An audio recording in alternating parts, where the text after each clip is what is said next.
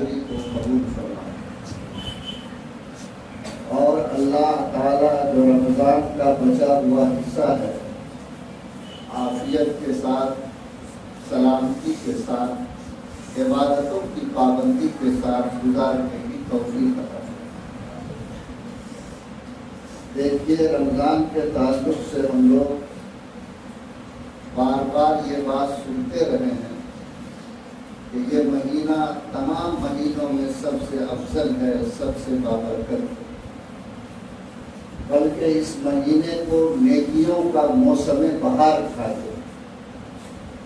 اور آپ لوگوں کا بھی تجربہ ہے کہ دنیا میں جو بڑی بڑی کمپنیاں چلتی ہیں، بڑی بڑی حکومتیں چلتی ہیں، ان کے یہاں بھی کچھ خاص وقت ہوتا ہے جو چھوٹ کا ہوتا ہے، رعایت کا ہوتا ہے، انعام کا ہوتا ہے، آفر ملا کرتے ہیں، اور اس آفر کی بنیاد پر بہت کم قیمت میں آدمی بڑی قیمت کی چیز خرید لیتا ہے۔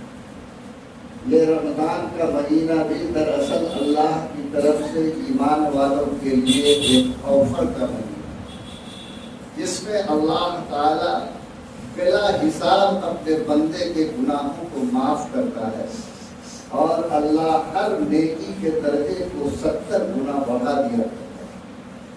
آپ اور دنوں میں ایک نیکی کریں گے، آپ کو ایک نیکی کا اجر ملے گا، اس ماہ مبارک میں ایک نیکی کا ثواب 70 گنا بڑھ جاتا ہے۔ آپ اللہ تعالیٰ کو اور دنوں میں اور راتوں میں خود تلاش کرتے ہیں۔ حدیث میں ہے کہ رمضان کی ہر رات کو اللہ کی طرف سے ندا دینے والا آسمان دنیا سے ندا دیتا ہے کہ ہر کوئی مانگنے والا جو مجھ سے مانگے، ہر کوئی بخشش چاہنے والا جو مجھ سے بخشش چاہے۔ اور رمضان کی راتوں میں آپ کا رب آپ کو تلاش کرتا ہے۔ میں سمجھتا ہوں کہ خوش نصیب ہے وہ بندہ جس کو اللہ رمضان پورے معمولات کی پابندی کے ساتھ گزارنے کی توفیق عطا فرمائے۔ ہم سب کی ذمہ داری ہے کہ اللہ نے 12 مہینے ہم کو عطا کیے ہیں، بلا شبہ ہم 11 مہینے اپنے حساب سے گزارتے ہیں۔ طے کر لیں کہ اس رمضان کے مہینے میں اللہ اور اس کے رسول کے حساب سے گزارنے کی کوشش کریں گے۔ کھلانے والا اللہ ہے، دینے والا اللہ ہے، ساری نظام کا ڈور اللہ کے قبضے میں ہے، اس کی اجازت کے بغیر کوئی پٹ کھل نہیں سکتا، اس کی توجہ کے بغیر کائنات کے کوئی حصہ ہاتھ میں آ نہیں سکتا۔ اس لیے رب پر یقین کے ساتھ، اللہ پر ایمان کو قوت دینے کے ساتھ اگر ہم یہ طے کر لیں گے کہ انشاءاللہ اگر رمضان ہم ٹھیک سے گزاریں گے، مجھے اللہ کو جو دینا ہے وہ ضرور مجھ کو مل کر رہے گا، جتنا میرے مقدر اور حصے کا ہے وہ کوئی چھین نہیں سکتا۔ تو میرا یقین ہے کہ ہم قناعت کے ساتھ، صبر کے ساتھ، توجہ کے ساتھ اس مہینے کو ہم پورے معمولات کی پابندی کے ساتھ گزار سکیں گے۔ ابھی میں نے قرآن کی آیت پڑھی ہے، اللہ تعالیٰ اس میں فرماتے ہیں میرے بندو، ہم نے تمہارے ذمے روزے لگائے ہیں، اور یہ صرف تمہارے ذمے نہیں لگائے بلکہ تم سے پہلی کی جو امتیں گزری ہیں ان کے ساتھ بھی ہم نے روزے لگائے ہیں، لیکن یہ جو ہم 30 دن تم کو بھوکا رکھواتے ہیں اور تم کو معمولات کا پابند بناتے ہیں، تو اس سے ہم کیا حاصل کرنا چاہتے ہیں؟ اس سے تمہارے اندر کون سی قوت پیدا کرنا چاہتے ہیں؟ خود اللہ فرماتے ہیں کہ اس 30 دن کے روزے کا ہدف اور مقصد یہ ہے کہ جو میرا بندہ ہے وہ میرا بندہ متقی اور پرہیزگار بن جائے، یعنی روزے اور رمضان کی برکت سے ہم جیسے ایمان والوں میں تقویٰ کی شان پیدا ہو جائے۔ یہ جو لفظ تقویٰ آپ اور ہم سنتے ہیں، صحابہ کے زمانے میں ایک صحابی نے جب یہ تقویٰ کا لفظ سنا تو انہوں نے حضرت عمر رضی اللہ تعالیٰ عنہ سے پوچھا کہ یہ تقویٰ کیا ہے، کہ یہ تقویٰ کی شان ہمارے اندر روزے کی برکت سے پیدا ہو جائے، ذرا تقویٰ مجھ کو سمجھا دیجیے۔ حضرت عمر نے فرمایا کہ سنو، تم لوگ کیا کسی ایسے راستے سے گزرے ہو جس کے دونوں طرف کانٹے دار جھاڑی ہو اور بیچ میں پگڈنڈی ہو، ایک طرف کے جانے کا راستہ ہو؟ تو صحابی نے کہا کہ ہم لوگ تو ببول کے چھاؤں میں رہتے ہیں، رات دن کانٹوں ہی میں گزر ہوتی ہے، بہت سے راستے ایسے آتے ہیں کہ دونوں طرف اور بیچ سے ہم کو گزرنا پڑتا ہے۔ حضرت عمر نے فرمایا کہ بتاؤ اگر دونوں طرف تمہارے کانٹے دار جھاڑی ہو اور بیچ سے تم کو نکلنا پڑے تو تم کس طرح سے نکلو گے؟ تو کہا کہ ہم بہت احتیاط کے ساتھ نکلیں گے، دامن کو سمیٹ کر گزریں گے، پیر کو دیکھ کر رکھیں گے کہ کہیں کوئی کانٹا پیر میں چبھ نہ جائے، کہیں میرا دامن کانٹے میں الجھ نہ جائے۔ حضرت عمر نے فرمایا کہ اسی کا نام تقویٰ ہے۔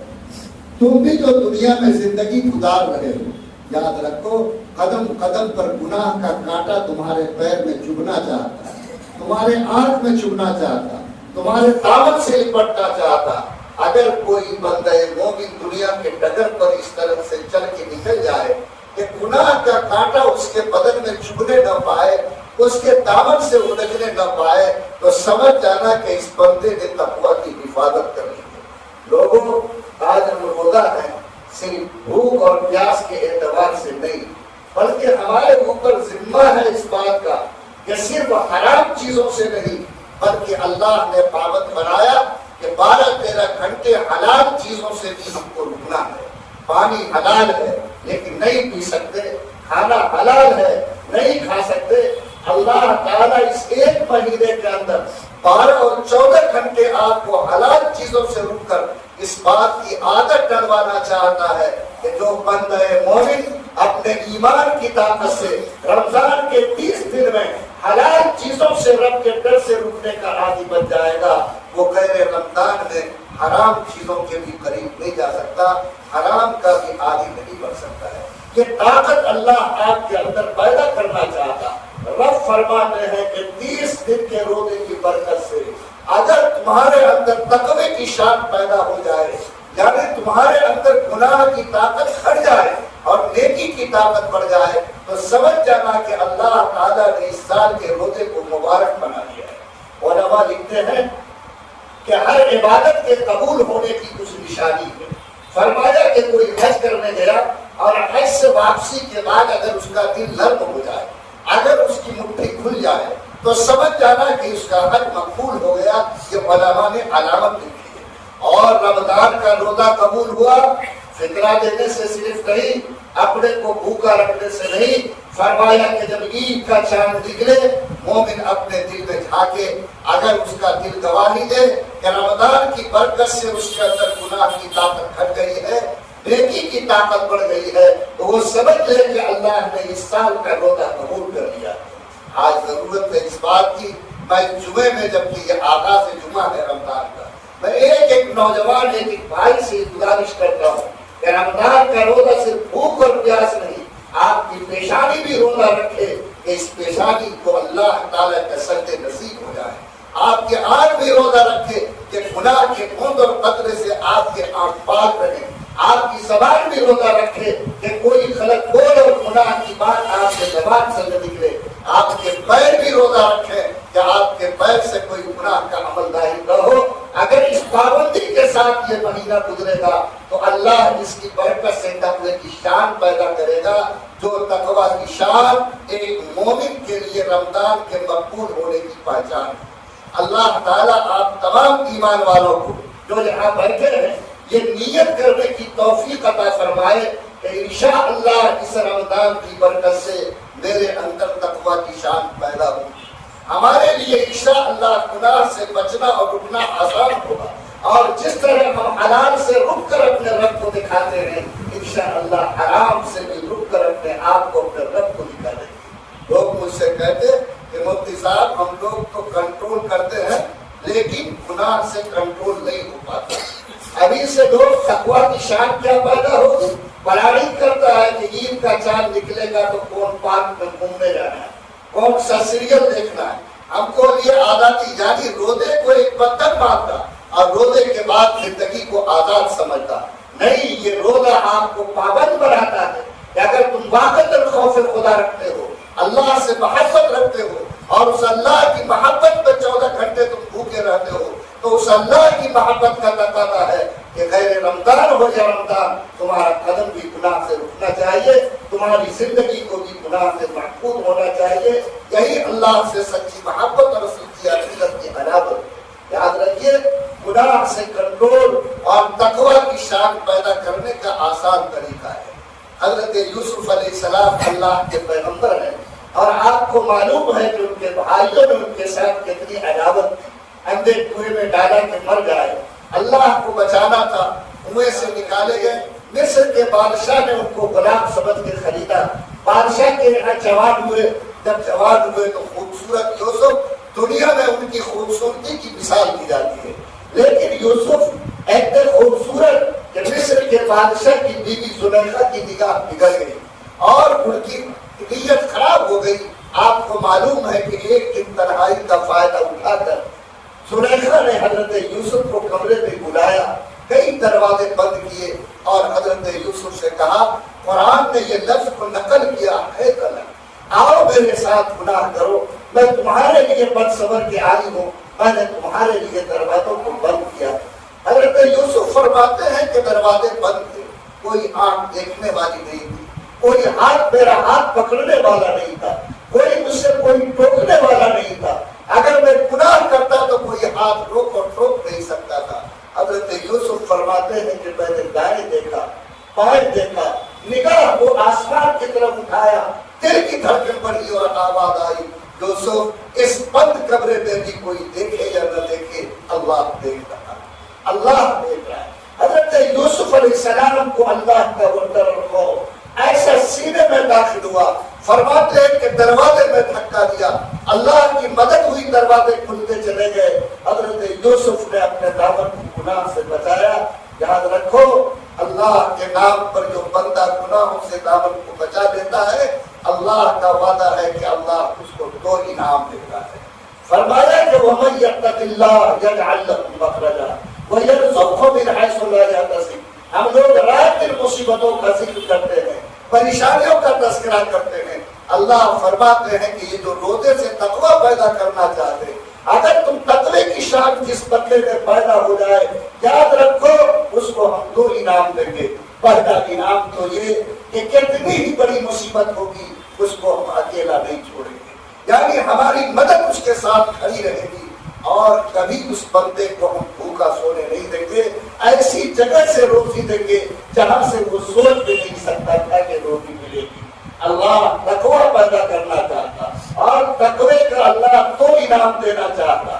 तकवे की शान पैदा करने के लिए अगर गुनाह से रुकने को अपने आप को तैयार करना है, एक परत मजबूत लगाओ जिसका नाम है अल्लाह का खौफ। यानी जिस तरह आप रमजान के महीने में खा सकते थे, पी सकते थे, तन्हाई में कमरे में छुप कर कुछ मुंह में ले सकते थे, लेकिन हर वक्त ये एहसास रहता कि कोई देखे या न देखे, अल्लाह देगा। और आप खाते नहीं, पीते नहीं, अल्लाह के खौफ की वजह से अपने को कंट्रोल में रखते।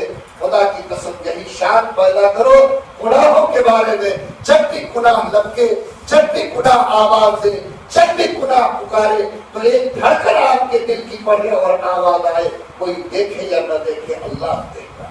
अगर ये शान पैदा करेंगे, अल्लाह गुनाहों से रुकना आसान करेगा, अल्लाह तकवे की कैफियत आपके अंदर पैदा करेगा। और एक और ब्रेक है, वो भी लगाओ। हमसे नाम कोई पूछते हैं मोहम्मद कलीम, मोहम्मद सलीम, मोहम्मद इब्राहिम। देखो, हम सबसे पहले प्यारे आका जनाब मोहम्मद रसूलुल्लाह का नाम लगाए। बोलो, आका का नाम मोहतरम है या नहीं? आका का नाम हमारे लिए सबसे मुकद्दस है या नहीं? हमने उस नाम को अपने नाम के साथ जोड़ा है। आज छोड़ो, अगर कोई मेरा जवान शराब पी के शराबी बन जाए, आज अगर कोई चोरी करके चोर बन जाए, आज अगर बदकारी करके ताली बन जाए, पुलिस उसका हाथ पकड़े, नाम पूछे, तो वो अपना नाम मोहम्मद इमरान बोलेगा। याद रखो, इमरान के नाम से पहले मोहम्मद का नाम लगा हुआ है। अगर कोई पुलिस वाला अगर नाम लिखता है तो याद रखो, मोहम्मद के नाम पर पहले शराब का दाग लगेगा, तब जाकर इमरान के नाम पर शराब का धब्बा लगेगा। आज कोई इंसान कितना बदनसीब है जो अपने आका के नाम को अपने नाम के साथ जोड़ कर ऐसा गुनाह करता। बोलो, हमारे नाम से पहले हमारे आका के नाम पर गुनाह का दाग लगता कि नहीं लगता? एक एहसास पैदा करो, मैंने अपने नाम से पहले अपने आका का नाम लगाया। अगर मैं कोई ऐसा गुनाह करूंगा तो मेरे नाम से पहले मेरे आका के नाम زمین میں گڑھا آقا کے نام پر ایسا دھبا میں لگاؤں، میں قبول نہیں کر سکتا۔ اگر یہ نسبت کا احساس مجھ کو ہو جائے، میرا یقین ہے کہ انشاءاللہ مشکل سے مشکل وقت میں بھی اللہ آپ کے دامن کو گناہوں سے بچا لے گا۔ بس میرے بھائیوں، رمضان کے روزے کو اور رمضان کے پورے مہینے کو اس شان کے ساتھ گزاریے کہ اللہ جس کی برکت سے آپ کو تقویٰ نصیب کر دے۔ تقویٰ نام نیکی میں سبقت کرنے کا، گناہوں سے اپنے آپ کو بچانے کا ہے۔ گناہوں سے بچانے کے لیے بہترین برک یہ ہے، جہاں بھی کہیں آپ ہوں، دل سے آواز آئے، کوئی دیکھے یا نہ دیکھے، اللہ دیکھ رہا ہے۔ دوسرا فرق یہ ہے کہ آپ سب کے نام کے ساتھ اللہ کے نبی کا نام، محمد الرسول اللہ کا نام جڑا ہوا ہے۔ ہمیشہ اس کا خیال رکھو، اگر گناہ میں ڈوبے، میرے نام سے پہلے میرے آقا کے نام پہ دھبا لگے گا۔ میں اپنے آقا کے نام پر داغ لگا کر اپنے آقا کی محبت سے محروم ہونا نہیں چاہتا۔ اگر یہ شان پیدا کرو گے، انشاءاللہ تقوی کی شان پیدا ہوگی۔ اور جب تقویٰ آئے گا تو رب نے فرمایا کہ دو انعام دیں گے۔ ایک انعام یہ، کسی مصیبت میں اللہ تمہارا ساتھ نہیں چھوڑے گا، کسی مصیبت میں اللہ ساتھ نہیں چھوڑے گا۔ یہ ہم نہیں کہتے، پروردگار خود فرماتے ہیں، اور اللہ کا وعدہ ہے کہ کبھی ہم تم کو بھوکا سونے نہیں دیں گے۔ اگر یہ تقویٰ کی شان رمضان کی برکت سے پیدا ہو جائے، ہم دو انعام کے حقدار ہوں گے۔ پہلا انعام یہ، اللہ خود فرماتے ہیں کہ تقویٰ والے کے ساتھ ہم کھڑے رہتے ہیں، ان کے ساتھ ہوتے ہیں، ان کے ہاتھ بنتے ہیں، ان کی آنکھ بنتے ہیں، اور قدم قدم پر اللہ کی طاقت ان کے ساتھ رہتی ہے۔ موسیٰ علیہ السلام، حضرت آپ کو معلوم ہے کہ بہترین شاندار ان کی شان اور پیغمبری ہے۔ دریا کے کنارے ہیں، فرعون اپنے لشکر کے ساتھ آ رہا ہے، موسیٰ تقویٰ والے تھے۔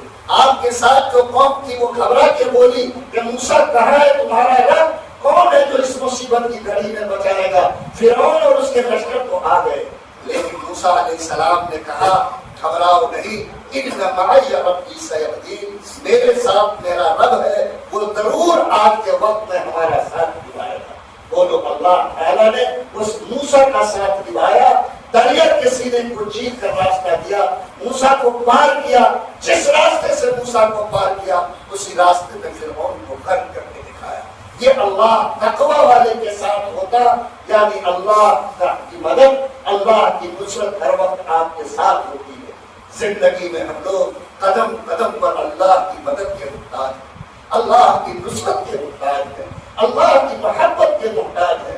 آپ زندگی میں جہاں آپ کی زندگی گزر رہی ہے، آپ کو ضرورت ہے کہ اگر اللہ کی معیت مل جائے، اللہ کا ساتھ مل جائے، اللہ کی نصرت مل جائے، خدا کی قسم یہ زندگی کامیاب ہوگی، موت کے بعد یہ آخرت آباد ہو جائے گی۔ تقویٰ کی برکت سے اللہ کا ساتھ ملتا ہے۔ اللہ کے نبی غار ثور میں ہے اور دشمن کا قدم وہاں پہنچ چکا ہے۔ اللہ کے رسول کے ساتھ حضرت ابو بکر ہے۔ لوگوں دیکھو تقوی کی بنیاد پر کیسے اللہ کی مدد ساتھ ہوتی ہے۔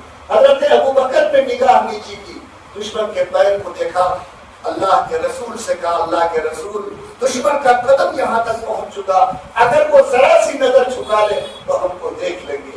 اللہ کے رسول نے فرمایا لا تخف ان اللہ ہمارا، ڈرو مت، ہمارا اللہ ہمارے ساتھ ہے۔ کیا فرمایا؟ ڈرو مت، ہمارا اللہ ہمارے ساتھ ہے۔ بولو اللہ ساتھ کھڑا تھا کہ نہیں؟ اور اللہ نے کھڑے ہو کر دکھایا۔ اللہ تعالیٰ نے اپنے پیغمبر کو مکڑی کے کمزور جالے کے ذریعے اور کبوتری کے کمزور انڈے کے ذریعے بچا کر دکھایا کہ جب ہم کسی کے ساتھ ہوتے ہیں تو ہم لوہے کی سلاخ اور پتھر کے چٹان کے محتاج نہیں، بلکہ مکڑی کے جالے کے ذریعے سے بھی اپنے بندے کی حفاظت کر سکتے ہیں۔ میں بھی آپ کو 3 باتیں کہہ کے جاتا ہوں۔ نمبر 1، رمضان کو اس شان کے ساتھ گزاریے، معمولات کی پابندی کے ساتھ گزاریے کہ اللہ اس کی برکت سے آپ کو گناہ سے بچنا نصیب کر دے، تقویٰ کی شان آپ کے اندر پیدا ہو جائے۔ تقویٰ کی شان پیدا کرنے کے لیے دونوں بریک کا استعمال کیجیے، ایک اللہ کا خوف، ایک نبی کی نسبت کا احساس۔ اور جب یہ شان پیدا ہوگی، رمضان ہو جائے رمضان، میں آپ کو اللہ کے گھر میں کہتا ہوں تقوی کے ساتھ کھڑے ہوگے، کبھی اللہ آپ کو تنہا نہیں چھوڑے گا۔ تقوی کے ساتھ کھڑے ہوگے، اللہ ایسی جگہ سے روزی دے گا جہاں سے تم سوچ بھی نہیں سکتے کہ روزی ملے گی. یہ اللہ کا انعام ہے. میں امید کرتا ہوں کہ انشاءاللہ جتنے بھائی میری باتوں کو سن رہے ہیں وہ رمضان کو معمولات کی پابندی کے ساتھ گزاریں گے اور اس انداز میں اس کو گزاریں گے کہ اللہ اس کی برکت سے اس کے اندر تقویٰ کی شان پیدا کر دے. رات میں یہاں تھا، ختم قرآن کی مجلس تھی، آپ لوگوں نے ماشاءاللہ مفتی صاحب کے ساتھ لمبی دعائیں کی. اللہ آپ کی دعاؤں کو قبول فرمائے. لیکن رمضان صرف 6 دن کا نہیں ہے، وہ تو 29 اور 29 دن کا ہے. اس کا لحاظ رکھنا ہے اور دعاؤں کی پابندی، عبادتوں کی پابندی، تراویح کی پابندی، تلاوت کی پابندی، ان تمام چیزوں کے ساتھ انشاءاللہ جب گزاریں گے تو اللہ تعالی ہمارے لیے ہمارے حق میں رمضان کو بہتر اور مبارک بنے گا. اور جاتے جاتے ندا آئے گی کہ بندے میں نے تیرے گناہوں کو معاف کیا، تم کو تقویٰ کی نعمت عطا کیا اور تقویٰ کی بنیاد پر جو انعام ملتا ہے انشاءاللہ ہمارا رب اس سے بھی ہم کو سرفراز فرمائے گا.